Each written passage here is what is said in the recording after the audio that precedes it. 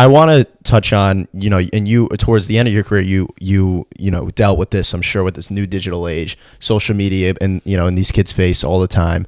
I'm sure you dealt with it with Jagan and some of the higher level guys, Kyle. In terms of sticking to your core principles, and some of the guys, the coaches that are out there now, high school players that are dealing with it now, what's some advice you would give to those guys with, Well, you need someone with some expertise to guide them through the process, and that they have to understand when you get involved in something and it gets out there, it's out there. Yeah. Mm-hmm. So whether it's somebody going into the NBA draft, Tyshawn Taylor a few years back going into the NBA draft, and my daughter Melissa is monitoring, like everybody's Facebook, what people are saying and doing, that she would just reach out to people and say no, and then she'd say, my dad wants you to call, so they'd call up and I'd explain. Then you take a kid who's 15 or 16 who's using the lyrics from a rap song,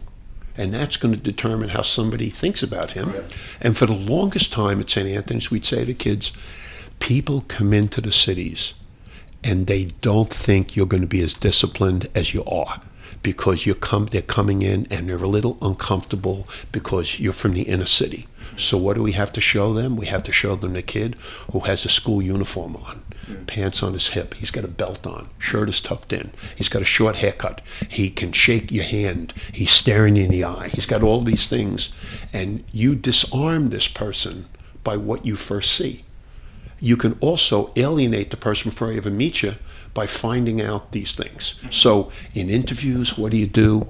You got to be Derek Jeter in an interview. Yeah. You can't, and it's tough where you guys are involved in this stuff. They're young, they really they're not experienced, and if you get them at the wrong time, they can be very emotional and say something that they'll regret. Mm-hmm. Now, does Bill Belichick let anybody in the Patriot organization ever say their interviews are about as Derek Jeter-like as you possibly can be, because he's trying to control all that stuff. And that's at the professional level. I worry for the kids because they could wind up just saying something so dumb or so hurtful that their reputation and future can be affected by it. At age 16, like Absolutely. You said, And when you think about 16, I can honestly say to you, as hard as I've worked with the kids at St. Anthony's, I don't think until I was 30 years old that I truly had my act together, that I was a solid, balanced person, 30 years old.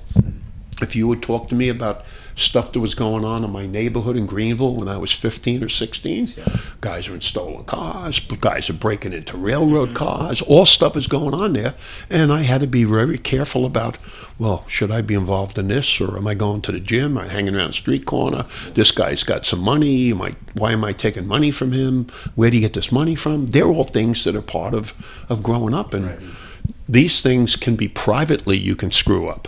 Now in the world, it's out there, and it's pretty big. Hey guys, what's going on? Pat Laws here at the Hoop Group. We're super excited to bring you some more content just like that. So what you need to do right now, please subscribe today. We got a lot more fun stuff, and you hit that subscribe button and you get a notification anytime we put something new out. So please subscribe today.